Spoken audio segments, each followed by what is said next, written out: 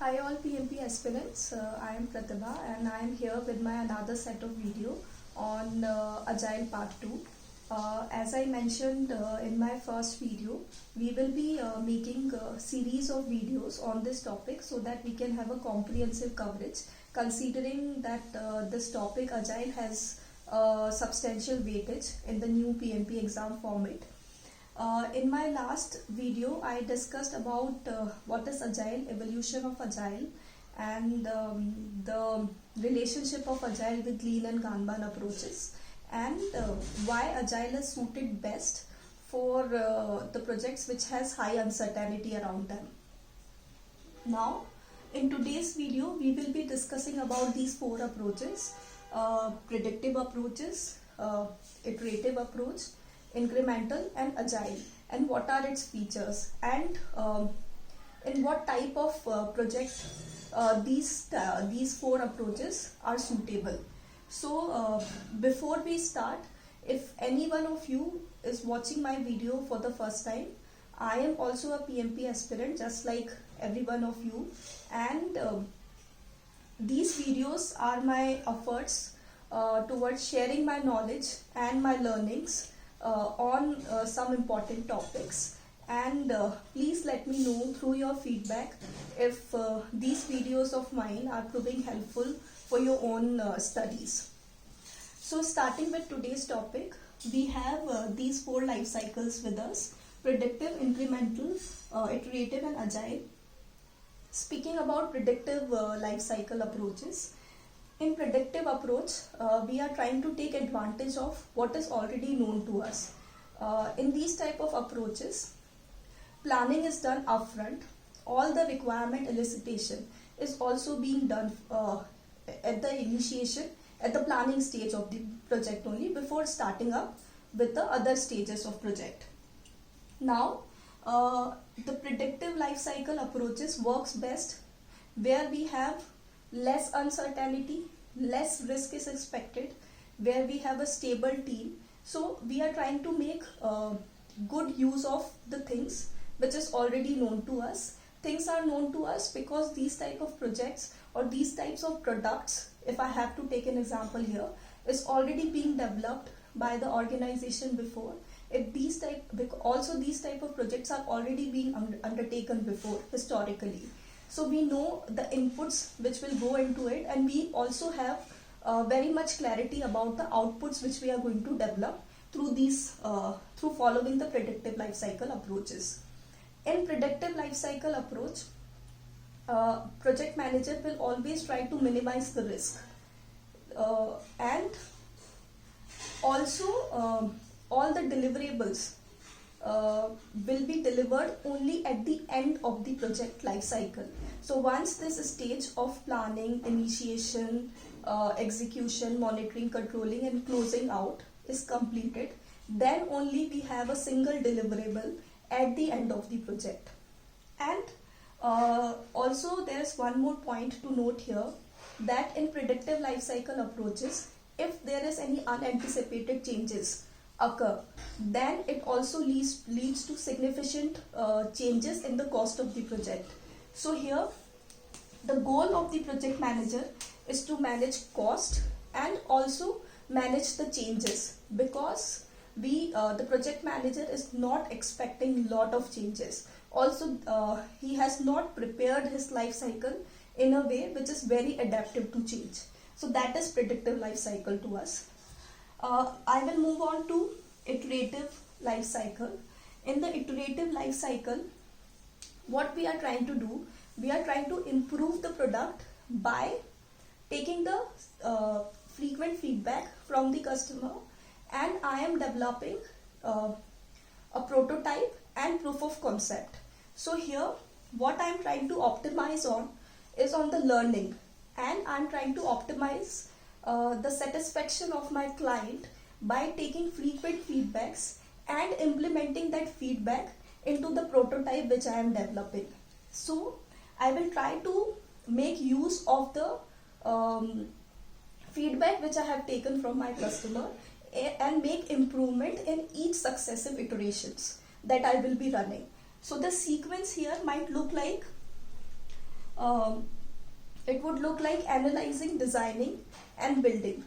And then after designing and building, I have developed a prototype, I have taken feedback from my client, and then run this iteration again of design and building. And this might keep going on until the customer is satisfied with what prototype I have developed. So after building and testing it, I will keep on refining the requirement. So here the objective is that I provide a correctness of solution to my client by taking those rapid and frequent feedbacks. And here also these type of projects are suitable where high rate of change is expected. So if my client do not have lot much clarity about the output he wants, it would be very best and appropriate to adopt this approach, because I will give him some type of a prototype, take his feedback, and then client can come back to me with his feedback, and then basis the feedback I will try to run another iteration. So here please remember this fact, optimizing the knowledge and learning and optimizing the correctness of the product is very much important rather than optimizing the speed of delivery. So I am not going to deliver the end product in a speedy fashion, which I will do in incremental approach, but in iterative approach my idea is to optimize the learning and providing correctness of the solution to my client. Now moving on to incremental approach. In the incremental approach, what I am trying to do, I am trying to provide subset of the overall solution to my client at regular intervals. Here please notice this fact that in some businesses or in some type of a project, your client would not be willing to wait to receive the overall solution in just one go at the end of the project. They are not ready to wait for you to run the entire life cycle of the project and give them overall solution in just one go. They are not ready to wait for that long. So in this case, we will provide them with some minimum viable product which client can put use to on immediate basis, can earn return on investment out of it. And while this all is going on, by taking the feedback on the first increment from my client, I will start working on the successive increments. Here I come up with minimum viable product which client can put use to. So please remember this for exam purpose also, that MVP is getting developed in incremental approaches.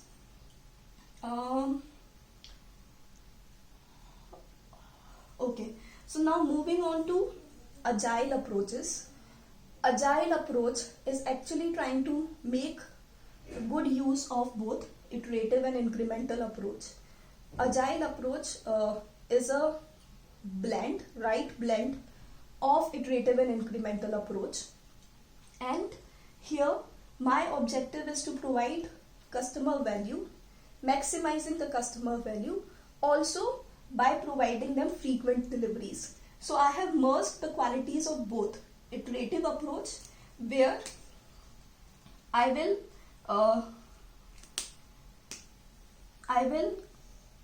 provide my subset and keep on running the iteration until it is correctly provided to my client.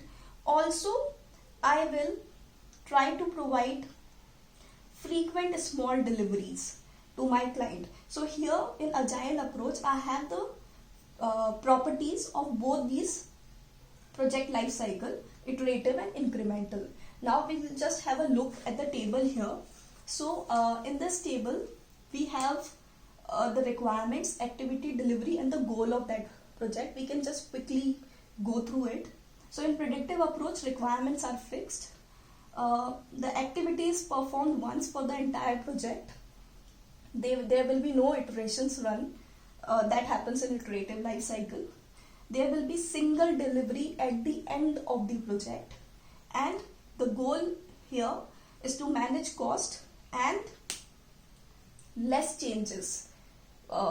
Project manager do not want any changes. Changes is actually uninvited in predictive life cycle approach, and if at all it happens, then it could lead to significant change in the cost of the project. Now moving on to iterative cycle. Here the requirements are dynamic.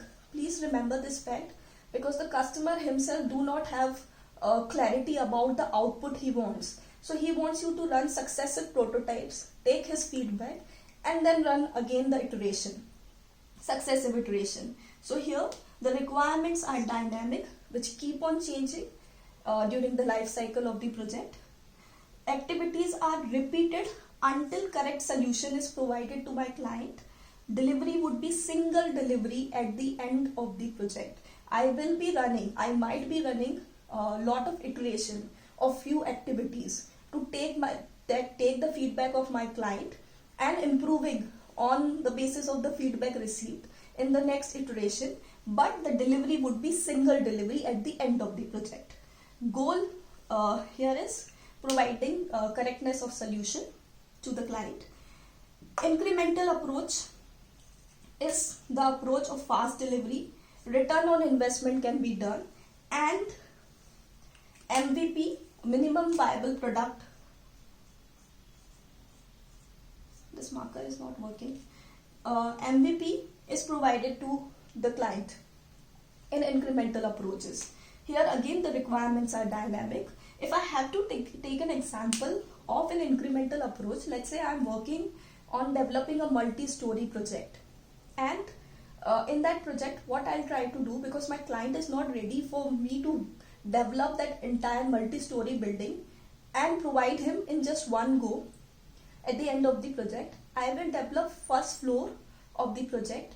I will do the all decor of that floor, the paint and everything will be fixed, furniture, fixtures, all would be there in that first floor.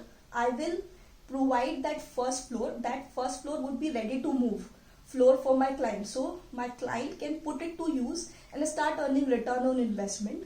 Also, because I have developed this increment, I will take the feedback from my client and run and start building the second floor and then the third floor. So this will have two advantages. First is I'm taking feedback from my client, which is helping me in my next increment. Secondly, from the client point of view, it is also helping them because they can put it to use immediately and start earning ROI from their investment. Now, activities are performed once for entire increment, and then obviously if I move on to the next floor, then I will again perform the same set of activities, but by keeping the feedback of my client in mind. Delivery would be frequent small deliveries. So that's how incremental project differs from iterative approaches, and the goal would be providing speed of delivery. So remember this point. In iterative approach, idea is to optimize on our learnings and provide correctness of solutions to my client. But in increment approach, idea is optimizing on speed of delivery. Coming to agile approaches, here again the requirements are dynamic. Activities would be performed repeated until correct, which this feature is taken from iterative approach. Frequent small deliveries will be there. This feature is taken from incremental approach. That is why we are saying that why agile is the blend of iterative and incremental approaches. And here my goal is to maximize my customer value via frequent deliveries and feedback. So that's how all these four approaches looks like. And before I move ahead, I also want to discuss the two type of agile approaches we have. So first type of agile life cycle approach we have is the iteration based agile, and second is the flow based agile. In the iteration based agile, all the requirements are decided in advance, the features are decided in advance, and time boxes are made which are equal and constant in duration. So when I say that time boxes are equal and constant in duration, What I mean, if I'm running one iteration which is of duration 2 weeks, then the remaining of my iteration, iteration 2, 3, 4, 5 will also be of 2 weeks only. So I have divided my activities in equal time boxes. That is your iteration based agile. And also in iteration based agile, what we will try to do, we will try to pick the features which is providing highest value first, and then we will develop it, and then we will move on to the features which are providing lowest value to us in that order. Talking about flow based agile, in flow based agile, what we do, so we try to take the features which I'm going to develop from my product backlog, and then based on the capacity which is available with me, I will develop the features. And because I have not decided on the duration of my sprint or my time box, all the stakeholders will sit together and decide on the duration of that one cycle which I am going to run. And also in flow based agile, I also mention the features which are WIP, work in progress in nature. So that's how these two approaches of flow based agile and iteration based agile differs from each other. Now let's just have a look at this figure which we have here. This figure is actually telling us that what type of approach I should undertake basis the requirements of my project. So if I look here at the x-axis, I have a degree of change here. If I am at my left, the degree of change which is required in my project is low, and as I move towards my right, then the degree of change is getting higher. On the y-axis, we have frequency of delivery. Again, when we are down here, the frequency of delivery which is required and expected in my project is low, and as I move up, the frequency of delivery requirement of it is getting higher. So when I have this frequency of delivery and degree of change, both are expected less, then in such type of project, predictive approaches works best. As I move towards my right, where the degree of change is required high, then iterative approaches works best. We know why iterative approaches works best, because we want to provide correctness of solutions to my client, and the changes would be required higher in number, because I'm taking frequent feedback from my client. So basis the feedback which I have received from my client, I will run my successive iteration, and my objective would be to provide this correctness of my solution. So in such type of requirements, iterative approaches works best. Now moving towards when I have when my customer wants speed of delivery, then in such type of requirements, incremental approaches works best. And lastly, when both of these requirements are high in nature, if the degree of change is also high, and if the frequency of delivery is also required high, then agile approaches works best. So please remember this continuum of life cycle figure. It is very important considering how should we select the type of life cycle in my project. Now lastly, before I end this video, I have this statement mentioned here, which is a very important point to make, which says that planning is always there. So what this statement is trying to say, that whatever type of approaches I am adopting, be it planning, be it predictive, iterative, incremental or agile, planning will always be there in all types of project. However, the quantum of planning which I am undertaking and when I am planning will actually make a difference between all these type of projects. So if I am talking about predictive project, all the requirement elicitation, All the planning will be done in advance at the initial stage of the product. In iterative life cycle approaches also, prototypes are planned, proof of concepts are planned. In incremental approaches also, we plan the MVPs which I am going to deliver. I might plan all in one go, or I might plan one at a time, but planning will always be there. And same goes with Agile. So here, basis the feedback which I am receiving from my client, I will keep on changing my planning. I will keep on updating my plans, but planning will always be made. So with this statement, I want to end today's video. I hope this would help you in understanding the basics of these 4 life cycle projects which we have. Please do share your feedback with me, and in my next video I will discuss about hybrid life cycle approaches. So please stay tuned. Thank you so much.